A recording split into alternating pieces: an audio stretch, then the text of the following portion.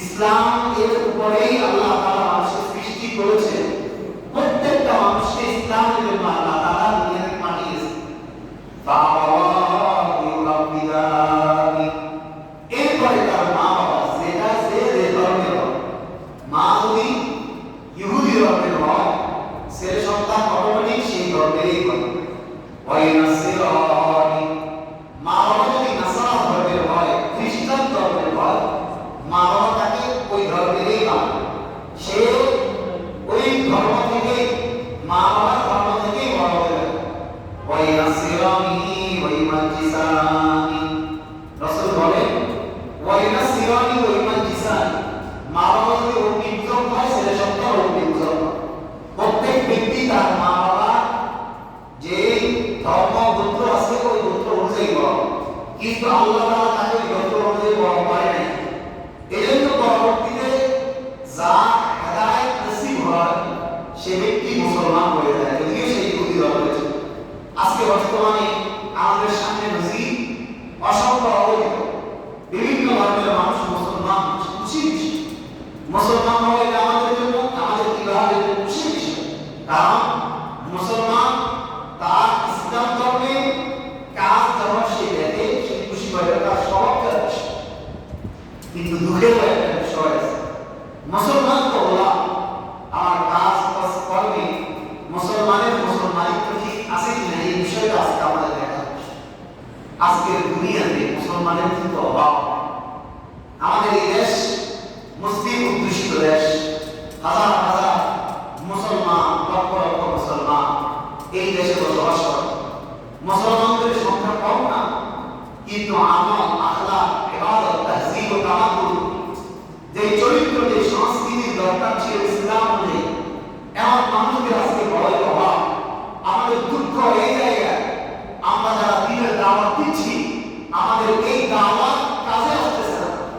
আমরা তো মুসলমানদেরকেই দাওয়াত দিচ্ছি, মসজিদের মিম্বার থেকে খতিব সাহেবরা দ্বীনের দাওয়াত দেয়, মুবাল্লিগরা তাবলীগের কাজ যারা করে, মুবাল্লিগ ভাইরা দ্বীনের দাওয়াত দেয়, বক্তারা, ওয়াইজিনরা মানুষকে দ্বীনের দাওয়াত দিচ্ছে। এরপরেও আমাদের আজকে হেদায়েত কেউ নসিব হচ্ছে। হেদায়েত তো সেটাই ছিল, যার দাওয়াতের কারণে, দাওয়াতের কথা শুনে আমার মধ্যে ঈমান জাগ্রত হয়েছে, আমার মধ্যে আমলের ইসতিয়াক তৈরি হয়েছে, এটাই ছিল আমার কাজ। কিন্তু মুসলমানের সংখ্যা অভাব নাই, কিন্তু আমাদের কাজ কর্মগুলা আজকে ইসলামের বাইরে চলে গেছে। এজন্য এই কথাটা ভালো করে বোঝা, আল্লাহ কিন্তু আমাদেরকে তৈরি করেছেন ইসলামের জন্য। যত ধর্ম দুনিয়াতে এসেছে, কোন ধর্ম আল্লাহর কাছে মকবুল না, কবুল না, আল্লাহ তাআলার কাছে গ্রহণযোগ্য না। কোরআনের আয়াত স্পষ্ট, ইন্না দীনা ইনদাল্লাহিল ইসলাম, আল্লাহর কাছে মনোনীত ধর্ম একমাত্র ইসলাম। ওয়া মান ইয়াবতাগি গায়রাল ইসলামি দীনান ফালান ইউকবালা মিন, আল্লাহ বলেন ইসলাম ছাড়া যারা যেটাকে তালাশ করবে সেটা তার গ্রহণযোগ্য হবে।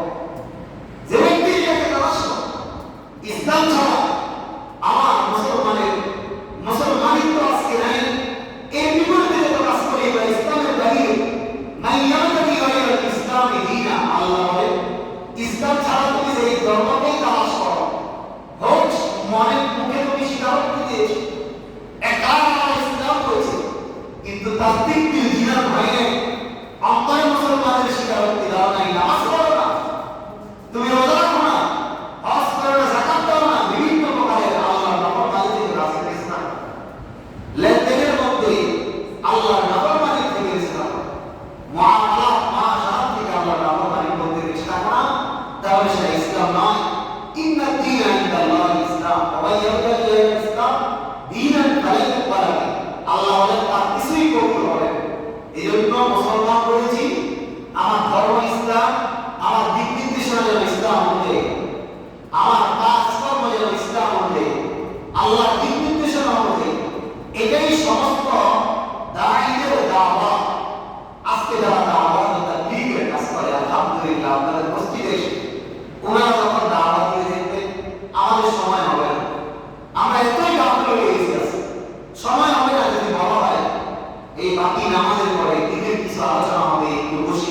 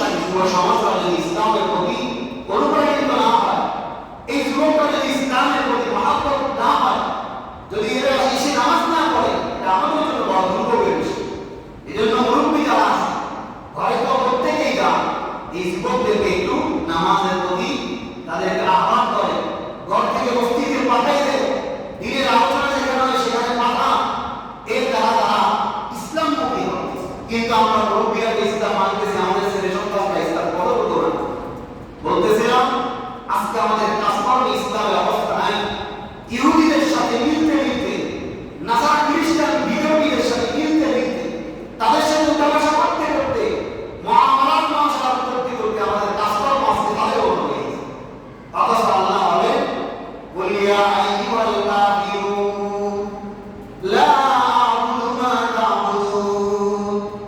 হুজুর আকরাম সাল্লাল্লাহু আলাইহি ওয়াসাল্লামকে ইহুদিরা বলে, হে মুহাম্মদ, তুমি কিছুদিন আমাদের ধর্ম পালন করো, এরপরে কিছুদিন আমি তোমাদের ধর্ম পালন করব। এটা হচ্ছে তাদের উদাহরণ, ধর্ম সম্পর্কে উদাহরণ। এটাকে বলে ধর্ম নিরপেক্ষতা। আজকে মুসলমানের অনেক সন্তান ধর্ম নিরপেক্ষতা ভাবকে লালন করে, কিন্তু ধর্ম নিরপেক্ষতা ভাব কি জিনিস সেটা বুঝে না। ইসলাম নিয়ে এত উদাহরণ হওয়ার জন্য আপনি কে বলছেন? লেনদেন মামলার নেওয়ার সাথে কেউ বিধর্মীদের মতো আমাদের আচরণ করা। অনেক ক্ষেত্রে দেখা যায় বিধর্মীরা তাদের লেনদেনের মধ্যে স্বচ্ছ, কিন্তু আমরা মুসলমানরা স্বচ্ছ না। আল্লাহ তাআলা এই উদাহরণটাকে বর্জন করার জন্য হুজুর আকরাম সাল্লাল্লাহু আলাইহি ওয়াসাল্লামকে বলে, আপনি বলে দেন, ফুল হেলমি আপনি বলেন, ইয়া আইয়ুহাল কাফিরুন, হে কুফার সম্প্রদায়। এখানে সমস্ত পদার্থবিহীন অন্তর্ভুক্ত, যারা এক আল্লাহকে বিশ্বাস করে না। এই তাবলীগের যে 6টা গুণের কথা, তার মধ্যে 1 নাম্বার গুণের কথা কি? আল্লাহর প্রতি মানুষকে ডাকা, এক আল্লাহর প্রতি মানুষকে আহ্বান করা। তারা এই কাজটাই করে। আর এই সূরা কাফিরুনের মধ্যে একান্তভাবে স্বীকার, আল্লাহ বলে, হে নবী আপনি বলুন, ইয়া আইয়ুহাল কাফিরুন লা আ'বুদু মা তা'বুদুন। লা আ'বুদু, আমি নবী এখন ইবাদত করি না, মা তা'বুদুন, তোমরা যে সত্তার ইবাদত করো, ওয়ালা আনতুম আ'বিদুনা মা আ'বুদু, আর তোমরা ইবাদত করো না ওই সত্তার যে সত্তার আমি ইবাদত করি। ওয়ালা আনা আ'বিদুম মা আ'বাদতু, ভবিষ্যতেও আমি নবী, আমি মুহাম্মদ তোমাদের ধর্মের কোনো ইবাদত করব না, উপাসনা করব না। ওয়ালা আনতুম আ'বিদুনা মা আ'বুদু, আর তোমরাও আমি ভবিষ্যতে, আমি এখন ভবিষ্যতে যে রবের ইবাদত করব সেই রবের তোমরা ইবাদত করবে না। লাকুম দীনুকুম ওয়ালিয়া দীন, তোমাদের কর্মফল তোমাদের। এই ছোট্ট একটি আয়াত থেকে মানুষ ভুল বুঝে, লাকুম দীনুকুম ওয়ালিয়া দীন অর্থ ভুল বুঝে। তোমাদের ধর্ম তোমাদের জন্য, আমার ধর্ম আমার। এখান থেকে অনেকে উদাসীনতা ভাব নিজের মধ্যে নিয়ে আসে। এত উদাসীন ইসলাম নিয়ে আমরা বিধর্মীদের বিভিন্ন অনুষ্ঠানে আজকে আমরা যাই, তাদের উপাসনাগুলোতে আমরা যাই, আমরা উদযাপন করি, তাদের সাথে আমাদের কোনো আমল, কোনো তাদের সংস্কৃতিগুলোকে আমরা গ্রহণ করি। কিন্তু বিপরীতে দেখে কোনো বিধর্মী আমাদের সংস্কৃতি গ্রহণ করে না। তারা কখনো আমাদের আনন্দ উদযাপনের দিনে আমাদের সাথে শরীর হয় না। রোজা রমজানের ঈদ করেন, কোরবানির ঈদ করেন, কোনদিন দেখেছেন তারা আমাদের সাথে এসে আনন্দ উদযাপন করে? আপনি যেন তাদের সাথে একত্রিত, আপনার বেশভূষা কেন আজকে তাদের মতো? আপনার তো উত্তম চরিত্র ছিল আমাদের নবীর মতো। লাকাদ কানা লাকুম ফি রাসূলিল্লাহি উসওয়াতুন হাসানাহ। আল্লাহ বলেন, তোমাদের জন্য সংস্কৃতি, তোমাদের জন্য উত্তম চরিত্র, তাহযীব ও তামাদ্দুন আমি নবীর মধ্যে রয়েছে, আমার নবীর মধ্যে রয়েছে। লাকাদ কানা লাকুম ফি রাসূলিল্লাহি উসওয়াতুন হাসানাহ। আদর্শ কি জিনিস বুঝলেন? আপনি একজন বাবা, আপনার কেমন আদর্শ হওয়া দরকার? আপনার আদর্শ হওয়া দরকার ফাতেমার বাবার মতো। আপনি স্বামী, আপনার আদর্শ কেমন হওয়া দরকার? আপনার আদর্শ হওয়া দরকার ছিল আম্মা আয়েশার স্বামী মতো। আপনি একজন ব্যবসায়ী, আপনার আদর্শ কেমন হওয়া দরকার ছিল? শাম দেশের ব্যবসায়ী, বিভিন্ন দেশের ব্যবসায়ী, বিশ্বনবী হযরত মুহাম্মদ আরবি মুস্তাফা সাল্লাল্লাহু আলাইহি ওয়াসাল্লামের আদর্শ হওয়া আপনার দরকার ছিল। আপনি মুসলমান, আপনার শরীরের পোশাক হওয়া ছিল আমার নবীর পোশাকের মতো, কিন্তু আপনার বেশভূষা পোশাক হয় ইহুদিদের মতো।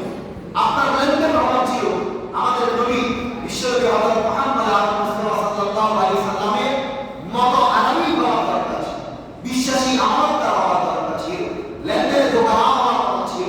কিন্তু আজকে আমাদের কি অবস্থা? সমস্ত কাজগুলো যেন ইহুদিদের মতো, ইহুদিদের সাথে আমরা মুখস্বরূপ আচরণ করতেছি।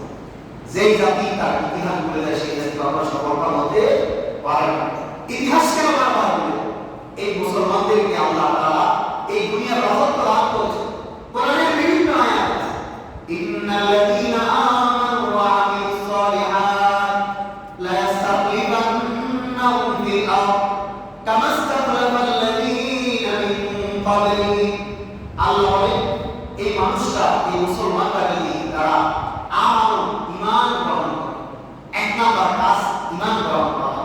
আমরা যারা ঈমান গ্রহণ করছি, বিগতরা কিন্তু ঈমান গ্রহণ করেন, তাহলে লাকুম দীনুকুম ওয়ালিয়া দীনের ব্যাখ্যা তাদের ধর্ম তথা তাদের কর্ম তাদের জন্য, কর্মের ফল তাদের জন্য।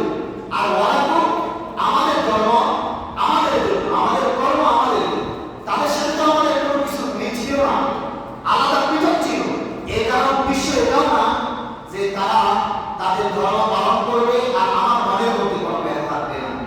এই ব্যথা কিন্তু তার দাওয়াত তাবলীগের বাইরে। তারা দাওয়াত দেয় মানুষ কিসের জন্য দাওয়াত? আমরা অনেক সময় প্রশ্ন করি মুসলমানকে কেন দাওয়াত দেয়? ইহুদিদেরকে দাওয়াত দিতে পারে, খ্রিস্টান নাসারাদেরকে দাওয়াত দিতে পারে। এই প্রশ্নের জবাব সহজ। আপনি এই সম্পর্কে একেবারেই গাফেল।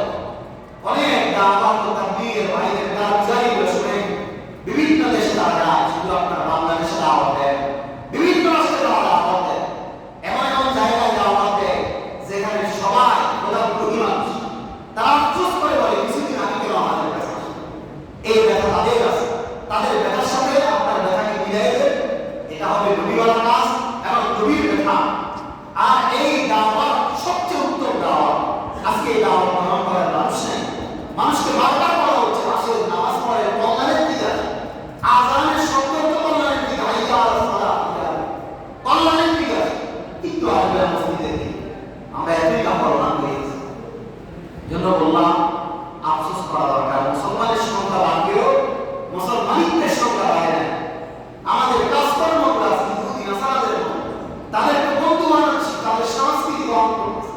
কিতাবের মধ্যে লেখেন আল-মারউ আলা দীনি খলিলি, মানুষ তার বন্ধুর দিন ধর্ম গ্রহণ করে।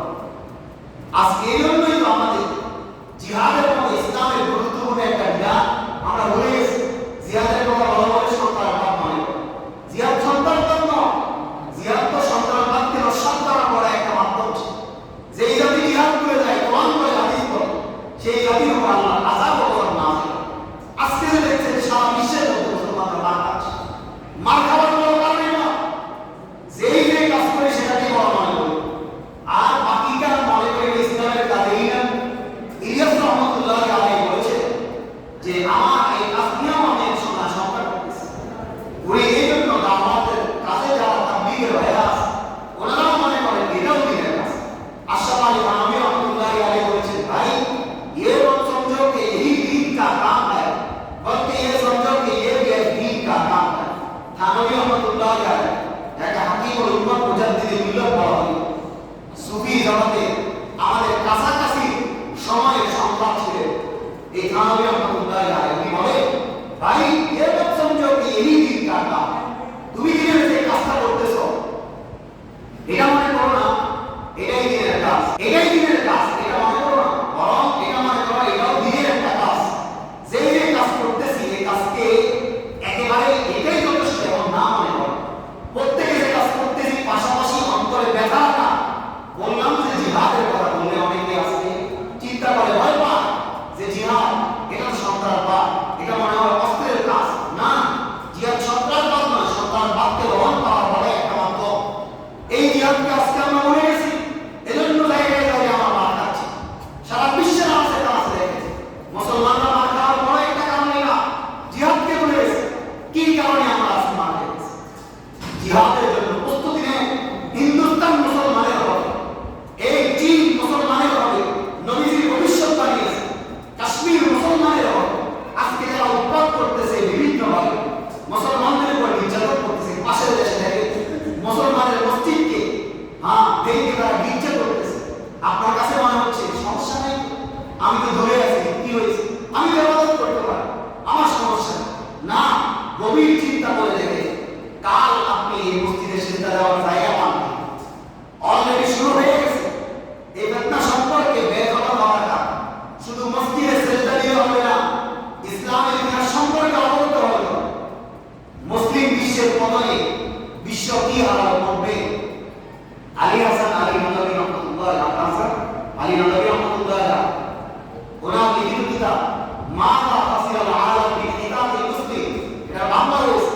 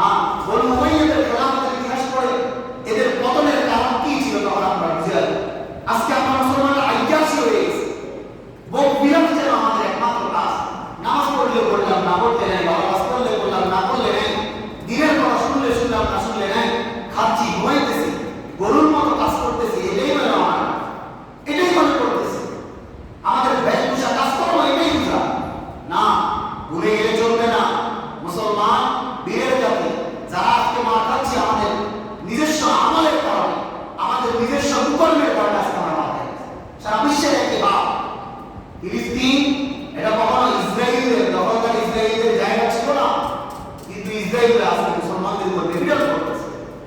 বড় আফসোস লাগে মুসলমানদের বড় বড় শক্তিধর রাষ্ট্রগুলো থাকা সত্ত্বেও ফিলিস্তিনদের মুসলমানরা প্রতিদিন প্রতিনিয়ত প্রতি মুহূর্তে মানুষের শহীদ হচ্ছে। এর চেয়ে বড় লজ্জার বিষয় কি আছে? সৌদি আরবের মতো এত বড় শক্তিশালী রাষ্ট্র থাকা সত্ত্বেও এমনিভাবে মুসলমানদের আরো বড় বড় শক্তিধর রাষ্ট্র থাকা সত্ত্বেও প্রায় 56টা রাষ্ট্র মুসলমানদের প্রত্যেকটা মুসলমান যদি তারা এক হয়ে যায়, হুজুর আকরাম সাল্লাল্লাহু আলাইহি ওয়াসাল্লাম হাদিসের মধ্যে ইরশাদ করেছেন, আল মুসলিমুনা কারাজুল্লাহি ইনইশতাকাউ ইশতাকাসু ওয়া ইশতাকাসু ইশতাকাউ। রাসূলুল্লাহ সাল্লাল্লাহু আলাইহি ওয়াসাল্লাম ইরশাদ করেন, আল মুসলিমুনা কারাজুল্লাহি, সারা বিশ্বের সমস্ত মুসলমান যেই যেই দেশে, আমি মুসলমান বাংলাদেশ, তার মানে আমার চীনের মধ্যে উইগুর মুসলমানরা নির্যাতিত হচ্ছে, আমার মনের মধ্যে পীড়া দিবে না, আমি কষ্ট পাবো না, এমন যেন না। নবী বলেন না, আল মুসলিমুনা কারাজুলুন ওয়াহিদ, সমস্ত মুসলমানরা এক দাগের ন্যায়, একটা দাগের মধ্যে 20 টাকা আইন, চোখ যদি ব্যথা করে মাথা ব্যথা শুরু হয়, ওই 20 টাকা আসু 20 টাকা বললো, আর মাথা ব্যথা করলে পুরো শরীরের মধ্যে অশান্তি সৃষ্টি। মুসলমানরা তো এমন হওয়ার দরকার আছে। আজকে নিরপেক্ষভাবে যদি আমরা তাকাই, মুসলমানরা মুসলমানদের পক্ষে কয় পার্সেন্ট আর বিধর্মীদের পক্ষে কয় পার্সেন্ট? আমরা এটাও শুনতেছি এই আরব বিশ্ব ভিতরে ভিতরে এই ইহুদিদের সাথে আবার তাদের সম্পর্ক আল্লাহ মাফ করুন। এই ধরনের কাজের কারণে তারা ভুলে গেলে চলবে না, তাদের উপর আযাব গজব চাই নেই, এমন না। বিশ্বনবী হযরত মুহাম্মদ আরবি মুস্তাফা সাল্লাল্লাহু আলাইহি ওয়াসাল্লাম মক্কার ভূমিতে 10 বছর নির্যাতিত হয়েছে। কোন প্রকার একটু শব্দ করে নেই, প্রতিবাদ করে নেই, প্রতিরোধ করে তুলে নেই। মদিনায় যাওয়ার পর 3 বছর পর্যন্ত নবী কষ্ট করেছে, কোন প্রতিবাদ করে নেই, প্রতিরোধ করে তুলে নেই। আজকে ওই ইহুদি নাসারা খ্রিস্টানদের সাথে আমাদের আটা, তাদের সাথে সম্পর্ক, আমার চুল মাথা হতে নিয়ে পা পর্যন্ত আমার পুরোটা বেশভূষা তাদের।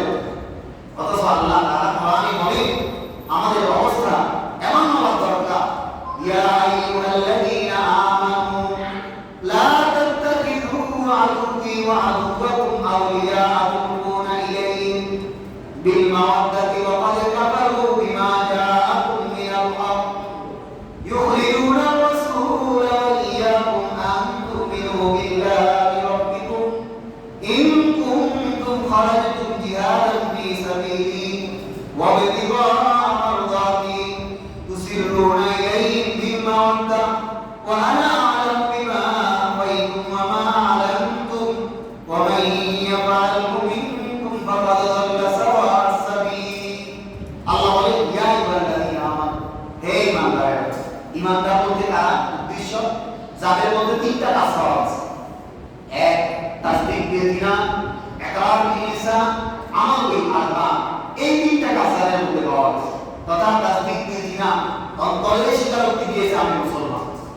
2 নাম্বার, ইকরার বিল লিসান, মুখে স্বীকারোক্তি দিয়েছে আমি মুসলমান।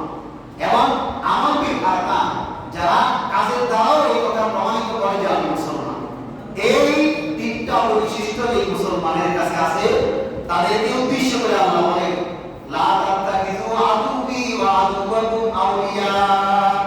ঈমানদারেরা, লা তাত্তাখিযু আদুওয়ি ওয়া আদুওয়াকুম, আমি আল্লাহ এবং তোমাদের যে দুশমন আছে তাদেরকে বন্ধু বানাইও না।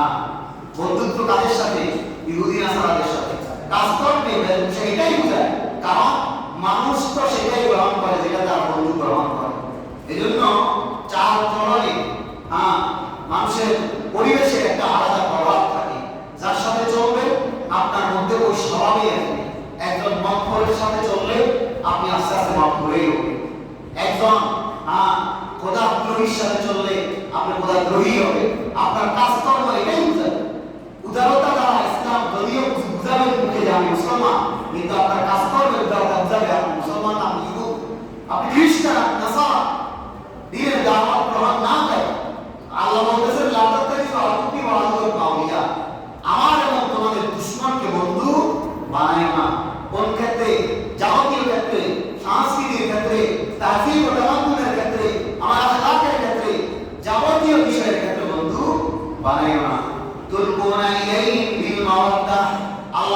তোমরা তাদের প্রতি বন্ধুত্বকে পেশ করো, প্রস্তাব তোমরা দাও তাদেরকে, দিচ্ছ। অকালে কাফারু বিমা জাআকুম মিনাল হক, মুসলমানেরা ভালো করে মনে রাখো, অথচ কাফারু তারা অস্বীকার করেছে বিমা জাআকুম মিনাল হক, আল্লাহর পক্ষ থেকে সত্য অবতীর্ণ হওয়ার পর, সত্য অবতীর্ণ হওয়ার পর তারা অস্বীকার করেছে। তারা এমন মানুষ। আর আল্লাহ বলে ইউরিদুনা রাসূলা ওয়া ইয়্যাকুম আন তু'মিনু বিল্লাহি রাব্বিকুম, তোমরা তোমাদের রবের প্রতি ঈমান আর কারণে তারা তোমাদের রাসূল এবং তোমাদেরকে উচ্ছেদ করেছিল, উচ্ছেদ করেছে, তোমাদের জায়গা জমি থেকে তাড়িয়ে দিয়েছে। তারা এমন মানুষ। ইন কুনতুম খারাজতুম জিহাদান ফি সাবিলি ওয়া ইবতিগা মারদাতি, ইন কুনতুম জিহাদান ফি সাবিলি, যদি তোমরা আল্লাহর রাস্তায় জিহাদের জন্য বের হয়ে থাকো, আল্লাহর আনুগত্যকে তালাশ করে থাকো, তুসিরুনা ইলাইহিম বিল মাওয়াদ্দা, তাহলে তাদের সাথে বন্ধুত্বকে করার থেকে, স্থাপন করার থেকে দূরে থাকো। তুসিরুনা ইলাইহিম বিল মাওয়াদ্দা, যদি তোমরা গোপনে গোপনে বন্ধুত্বের পয়গাম তাদের কাছে প্রেরণ করো। ওয়া আনা আ'লামু বিমা আখফাইতুম ওয়া মা আ'লানতুম, আল্লাহ তোমাদের এই বিষয় সম্পর্কে অবগত আছে। যদি তোমরা স্পষ্ট করো আর অস্পষ্ট রাখো, প্রকাশ্য রাখো আর গোপনেই রাখো, আল্লাহ এই বিষয় সম্পর্কে অবগত আছে। আর যারা এই কাজ করবা, ওয়া মান ইয়াফআলু মিনকুম ফাকাদ দাল্লা সাওয়া'আস সাবিল, মুসলমান দাবি করবা, কাজকর্ম করবা ইহুদিদের মতো, আল্লাহ বলে তারা অচিরেই গোমরা হয়ে যাবে। এজন্য বিধর্মীদের সাথে লেনদেন করার থেকে আমাদের বিরত থাকা উচিত। বর্তমান বিশ্ব আমাদেরকে এটাই মেসেজ দিচ্ছে। ইহুদি, নাসারা, খ্রিস্টান কিতাবের মধ্যে লিখছে আল কুফরু মিল্লাতুন ওয়াহিদা, সমস্ত বিধর্মীরা, খোদাদ্রোহীরা তারা সবাই এক। ইসলাম ও মুসলমানকে ধ্বংস করার জন্য প্রত্যেকেই একই স্থানে তারা আছে। আর আমরা মুসলমানরা এতই উদাহরণ পেয়েছি, তাদের সমস্ত কিছু গ্রহণ করেছে।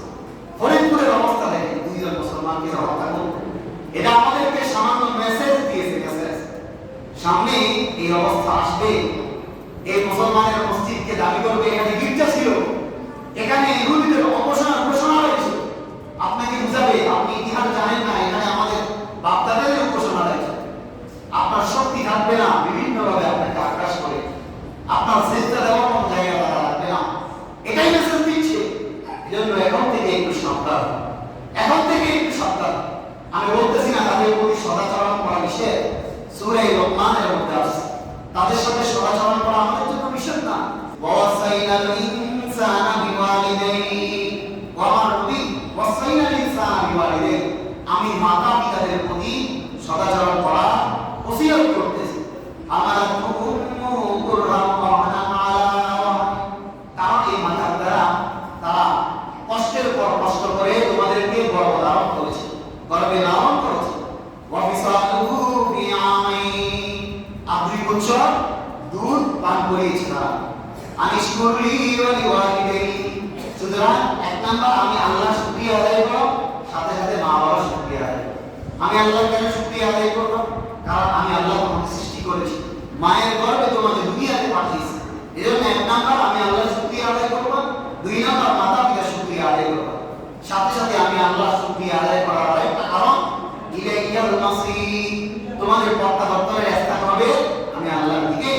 ওয়া ইন জাহাদাকা আলা আন তুশরিকা বিমা লাইসা লাকা বিহি ইলম, নবী সাল্লাল্লাহু আলাইহি সাল্লাম উদ্দেশ্য করে আল্লাহ বলেন ওয়া ইন জাহাদাকা আলা আন তুশরিকা বি, মাতা পিতা যদি তোমাদেরকে আমি আল্লাহর সাথে শরীক করার জন্য পিড়াপিড়ি করে, আন তুশরিকা বি মা লাইসা লাকা বিহি ইলম, আর এই সম্পর্কে তোমাদের ধারণা নাই, ফালা তুতিউহুমা ওয়া সাহিবুহুমা ফিদ দুনিয়া মারুফা, স্পষ্ট ঘোষণা শুনে নাও, তুমি মা বাবা যদি তোমাকে ভিন্ন ধর্ম অবলম্বন করতে বলে তুমি তাদের কথা মানবে না।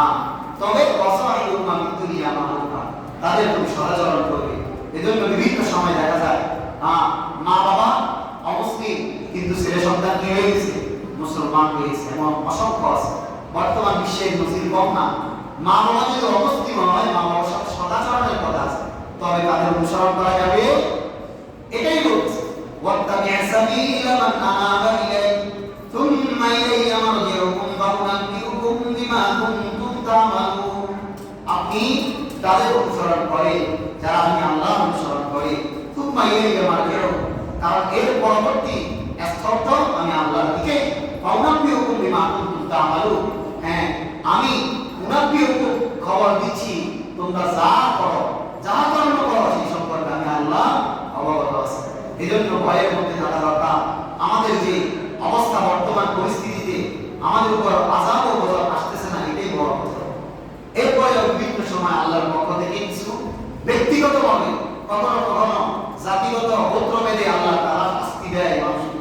ইতিপূর্বে বিভিন্ন নবী উম্মতদেরকে শাস্তি দিয়েছিলেন, কাউকে আসমানের উপরে উঠিয়ে জমিনের মধ্যে আবার নিক্ষেপ করেছেন, এই ধরনের শাস্তিও দিয়েছিলেন। কিন্তু আমাদের এই ধরনের শাস্তি না আসার কারণ আমাদের নবী বিশ্বনবী হযরত মুহাম্মদ আলী মুস্তাফা সাল্লাল্লাহু আলাইহি সাল্লামের দোয়ার বদলতে, যদি নবীর দোয়া না থাকতো আজকে আমরা আমাদের অবস্থা এমন হতো যে তাদের মতো আমরা বিভিন্ন আযাব ও গজবের মধ্যে ধ্বংস হয়ে যাই।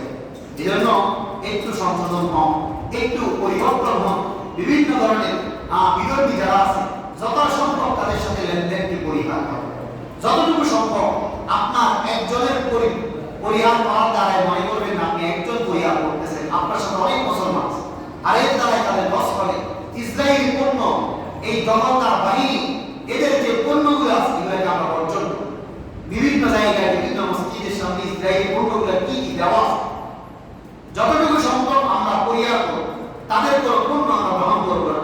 যতক্ষণ বিপরীত জিনিস থাকে, যেইখানে থাকে না বিপরীত জিনিস সেখানে গ্রহণ করব, নিজেকে অবাক মনে করব। এই ইহুদিদের কোনো পণ্য আমরা গ্রহণ করব।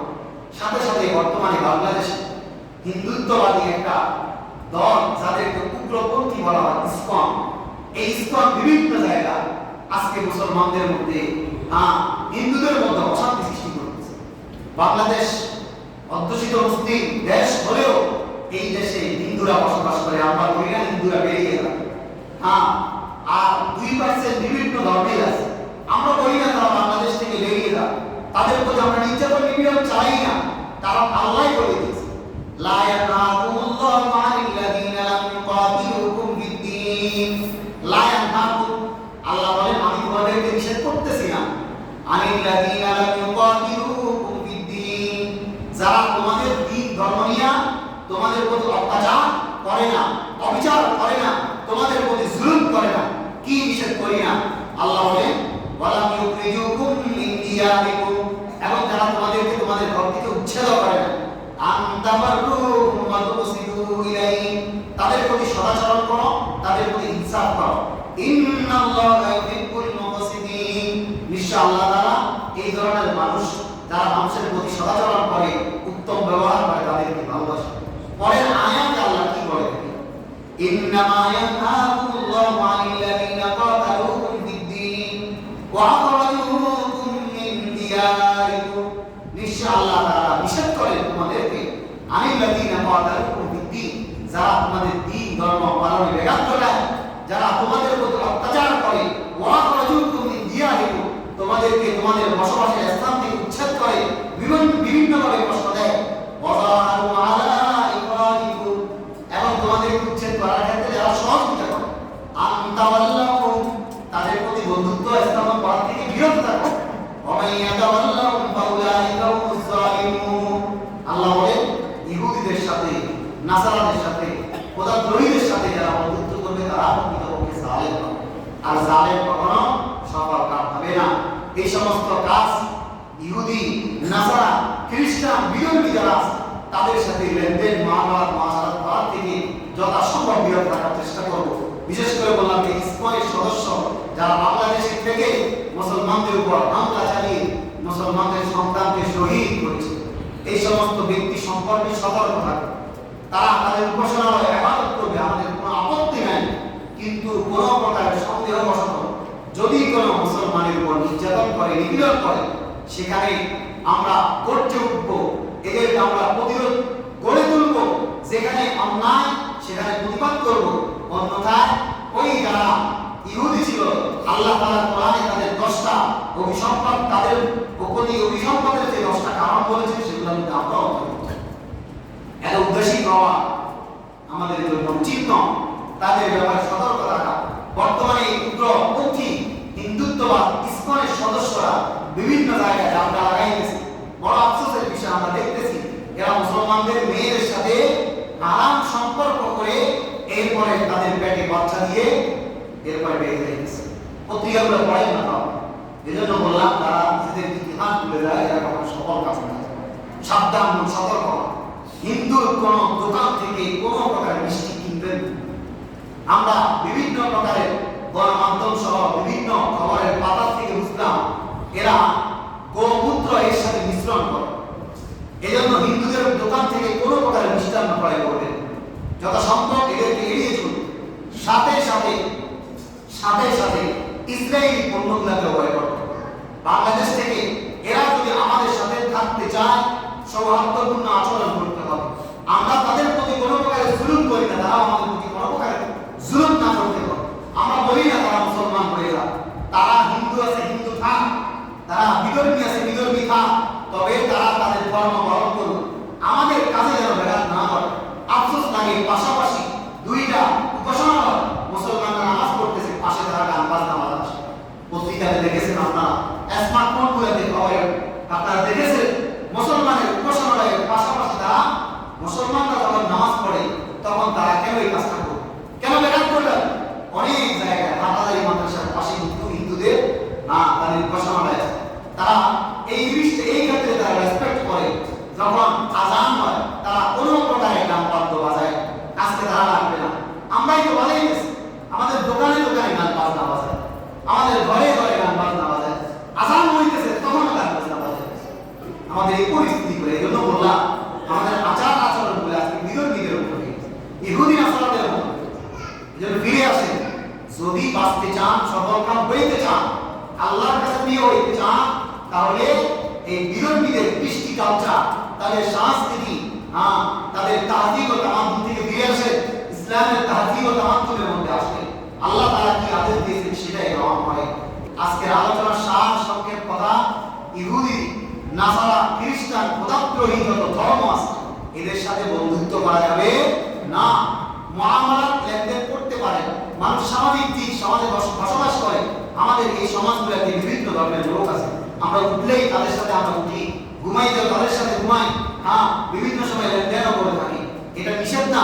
নবী সাল্লাল্লাহু আলাইহি ওয়াসাল্লাম বিধর্মীদের সাথে লেনদেন করেছেন, তাদের সুখে দুঃখে তাদের পাশেও থেকেছেন। এটা নবীজির আদর্শ। আমরা বলি না তাদেরকে উচ্ছেদ করে, তাদের প্রতি হামলা করে, তাদের প্রতি জুলুম করে, তাদের উপাসনাগুলোকে উচ্ছেদ করে, এটা আমরা বলি না। তারা তাদের মতো করে তাদের পরিচয়ে তারা থাকুক, ইবাদত করুক। বাকি আমাদের কাছে কোনো প্রকারে আমাদের দিন পালনে কোনো প্রকারের ব্যাঘাত যেন তারা না ঘটায়।